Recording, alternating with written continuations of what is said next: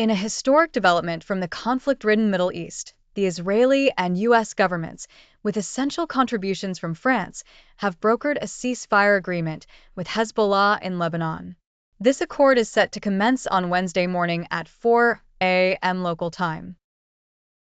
President Biden, in a poised announcement from the White House, expressed optimism, stating, "I have good news from the Middle East."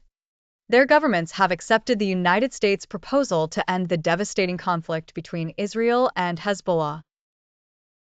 Notably, French President Emmanuel Macron played a critical role as a mediator, underscoring the international collaborative effort that facilitated this agreement. The announcement from the Israeli government was swift, as the Security Cabinet promptly accepted the proposal. Israeli Prime Minister Benjamin Netanyahu, communicating amidst the anticipation of the deal, highlighted Israel's strategic stance, claiming that they had pushed Hezbollah back decades. Netanyahu emphasized the necessity of peace on the northern border to redirect focus towards Iran, allow a respite for troops, refurbish military supplies, and isolate Hamas in the Gaza Strip. He reassured with explicit precision, "With the United States' full understanding, we maintain full freedom of military action.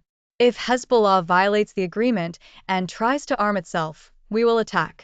If it tries to rebuild terrorist infrastructure near the border, we will attack. If it launches a rocket, if it digs a tunnel, if it brings in a truck carrying rockets, we will attack." The ceasefire pact introduces a 60-day truce. During this period, Israeli forces are to gradually retreat from southern Lebanon, while Hezbollah is mandated to pull back north of the Litani River in Lebanon. Concurrently, the Lebanese army, alongside state security forces, will be deployed to oversee the border region. An enforcement mechanism, supervised by the United States, France, and other allies, aims to suppress Hezbollah's capability to re-establish its military infrastructure. President Biden articulated the United States' commitment towards breaking the cyclical violence that has plagued the region for decades. "We're determined this conflict will not be just another cycle of violence," he conveyed, emphasizing the Allied determination, involving Israel and Lebanon, to ensure the meticulous execution of the arrangement. Clarifying the U.S. stance, Biden assured that no American troops would be dispatched but affirmed Israel's right to self-defense should Hezbollah breach the agreement terms.